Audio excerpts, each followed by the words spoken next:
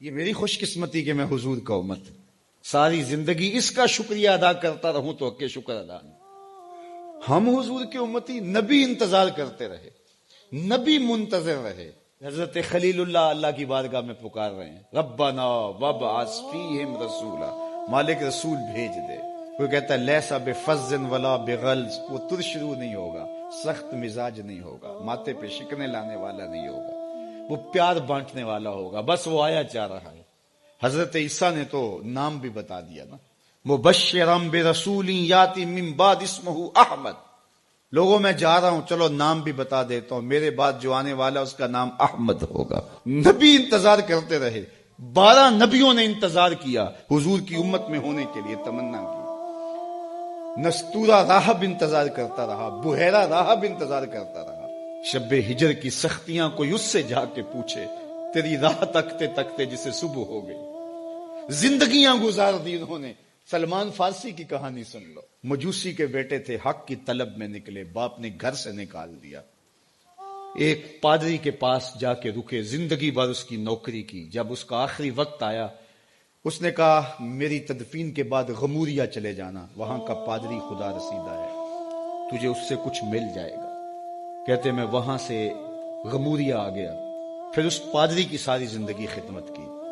جب وہ مرنے لگا تو اس نے کہا کوئی ایسا شخص نہیں ہے جس کے پاس اب میں تجھے بھیجوں، لیکن نبی آخر الزماں کے ظہور کے لمحے آ گئے، تو یہاں سے یثرب چلا جا، وہ اس نبی کی ہجرت گاہ ہوگی، تیری زندگی سنور جائے گی، تو نے بڑی محنت کی ہے، بڑی نوکری کی ہے میری۔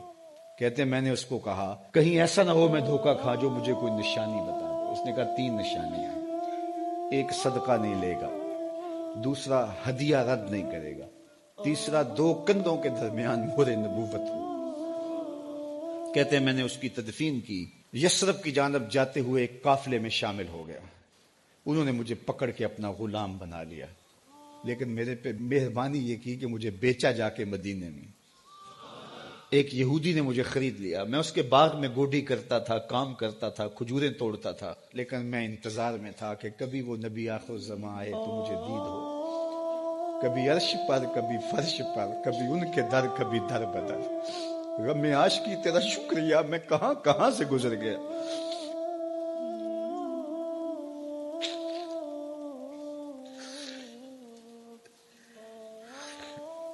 کہتے ہیں ایک دن میں اپنے باغ میں کھجوریں توڑ رہا تھا کہ ہواؤں میں مستی پیدا ہو گئی اور ہر سمت سے طلع البدر علینا کی صدائیں گونجنے لگے۔ میں سمجھ گیا کہ وہ لمحے آ گئے، میں نے چھلانگ لگا دی اور دوڑ پڑا۔ میرے آقا نے سمجھا شاید غلام بھاگ گیا، اس نے دوڑ کے مجھے پکڑ لیا۔ میں نے اس کو کہا کہ میں نوکر تیرا ہی ہوں، لیکن دل نوکر کسی اور کا ہے، میں بھاگوں گا نہیں، مجھے جانے دے۔ میں کچھ کھجوریں لے گیا تھا صدقے کی نیت سے، جا کے حضور کو پیش کی۔ آقا کریم نے فرمایا ہم نبی صدقہ نہیں لیتے۔ کہتے ہیں نشانی ایک پوری ہو گئی، کہتے ہیں کہ میں کچھ دنوں کے بعد اور کھجوریں لے گیا اور میری نیت ہدیہ کی تھی، میں نے پیش کی، حضور نے قبول فرما لی، لیکن میں بھی کہتا تھا تیسری نشانی بھی پوری ہو لے تو پھر مانوں گا، اور وہ کیا تھی؟ 2 کندھوں کے درمیان مہر نبوت۔ کہتے ہیں ایک دن حضور میرے باغ میں آئے اور آقا کریم نے اپنے مبارک کندھے پہ چادر رکھی ہوئی تھی اور چادر کی اوٹ میں مہر نبوت چھپی ہوئی تھی، اور میں پیچھے ہو کے دیکھتا تھا، اور میری آرزو یہ تھی کہ کوئی تیز جھونکا ہوا کا آئے اور چادر ہٹ جائے اور میں مہر نبوت کی زیارت کر لوں۔ حضور میرے ارادہ قلب سے آگاہ ہوئے، فَأَلْقَى إِلَيَّ رِدَاءَهُ، حضور نے چادر اتار کے میری جانب پھینکی اور پھر ایسے رخ کر کے فرمایا انظر الی ما امرت بہ، اس پادری نے جو بتایا تھا دیکھ لے آ کے۔ تو کہا میں نے دیکھا کہ حضور کے کندھوں کے درمیان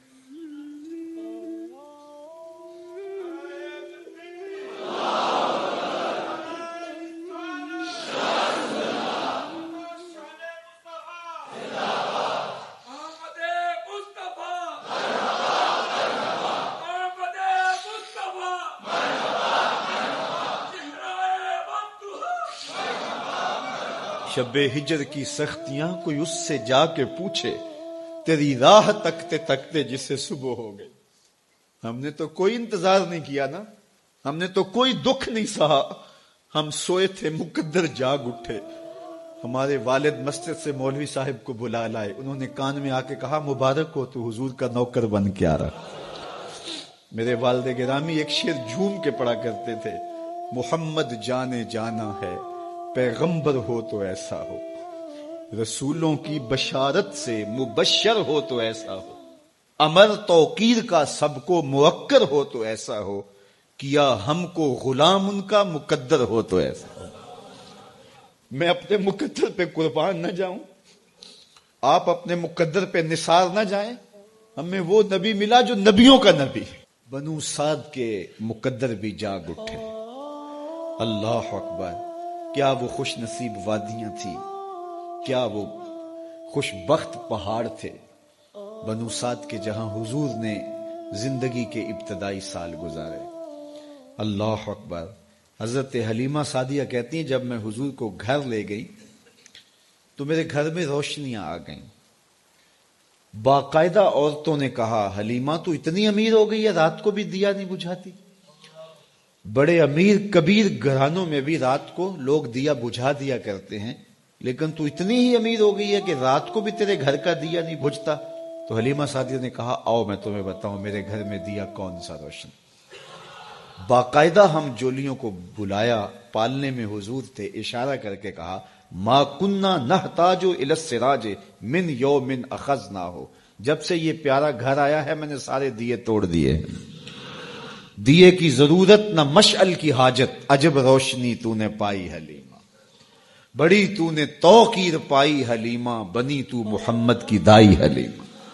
کہا ما کننا نحتاج الی السراج من یوم اخذناہ، جب سے یہ پیارا گھر میں آیا ہے میں نے سارے دیے توڑ دیے۔ جہاں روشنی چاہیے ہوتی ہے حضور کو اٹھا کے اس کمرے میں لے جاتا ہے، وہاں انوار پھیل جاتے ہیں، روشنیاں پھیل جاتی ہیں، کیسے اجالے پھیلے، کیسی روشنیاں پھیلیں۔ حلیمہ دا چھپر کھجوری دے تھلے، حوراں وچھالے نوری مسلے، فرش تو عرش تک پہ گئی دہائی، حلیمہ نے لٹ لئی خدا دی خدائی۔ اللہ اکبر۔ وہ سارا دن تو صحراؤں میں گھوم لیتی تھی، اسے جب بھوک لگتی تھی لبوں کو چوم لیتی تھی۔ بخت جاگے حلیمہ سعدیہ کے، حضور ان کے گھر آئے۔ اللہ اکبر۔ جدھر سے گزرتے گئے نور پھیلتا گیا، انوار پھیلتے گئے۔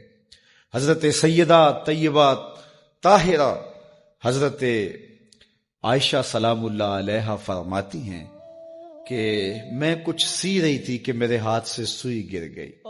اب حضور کے گھر میں دیے میں جلانے کے لیے تیل بھی نہیں تھا، میں پریشان تھی، سوئی گر گئی، اتنے میں حضور تشریف لائے۔ حضور مسکرائے، کہتی ہے میں نے گمی ہوئی سوئی تلاش کر لی۔ اللہ اکبر۔ تو یہ روشنی تھی، یہ انوار تھے۔ اللہ اکبر۔ اذا ضحک یتلالع فی الجدر، جب حضور مسکراتے تھے سامنے والی دیواروں پہ عکس پڑتا تھا۔ اللہ اکبر۔ جب مسکراتے تھے نور پھیل جاتا تھا۔ اذا تکلم رؤیا کالنور یخرج من بین ثنایاہ، حضور کے سامنے والے دانتوں میں ہلکا سا فاصلہ تھا، اور جب آقا کریم گفتگو کرتے تھے وہاں سے نور کی کرنیں چھن چھن کے نکلتی تھیں، انوار پھیل جاتے تھے۔ ایسا نوری ماحول، ایسا نورانی چہرہ۔ حضرت ابو ہریرہ بولے کل قمر لیلۃ البدر لم ارى قبلہ ولا بعدہ مثلہ۔ کیا پوچھتے ہو؟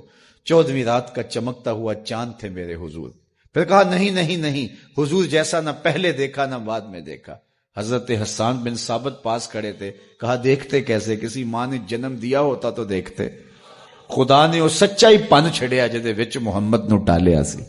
حسینہ جمیلہ دا منہ موڑ دیتا، محمد بنا کے قلم توڑ دیتا۔ مثل او در عالم امکان متصور نیست۔ حضرت شیخ مجدد کہتے ہیں حضور کی مثل بزم عالم میں ممکن ہی نہیں ہے، ہو ہی نہیں سکتا۔ اور اقبال کا لہجہ بھی دیکھیے، رخ مصطفیٰ ہے وہ آئینہ کہ اب اس سا دوسرا آئینہ نہ کسی کی بزم خیال میں نہ دکان آئینہ ساز میں۔ تو وہ پیکر تراشا، وہ پیکر تراشا، مکھ چند بدرشا شانی ہے، متھے چمک دی لاٹ نورانی ہے، کالی زلف تیک مستانی، مخمور رکھی ہن مد بھریاں۔ کیسا جمال دیا، کیسا حسن دیا۔ اچھا بریلی کے امام سے بھی پوچھ لیجئے۔ اللہ اکبر۔ بل بل نے گل ان کو کہا، کمری نے سروے جاں فضا۔ بلبل کی منتہائے پرواز تو یہی ہے نا، کسی کو پھول کہتے. بلبل نے گل ان کو کہا، کمری نے سروے جاں فضا، حیرت نے جھنجھلا کر کہا یہ بھی نہیں وہ بھی نہیں. خورشید تھا کس زور پر، کیا بھر کے چمکا تھا قمر، بے پردہ جب وہ رخ ہوا یہ بھی نہیں وہ بھی نہیں. وہ حسن دیا وہ جمال دیا اللہ نے اپنے محبوب.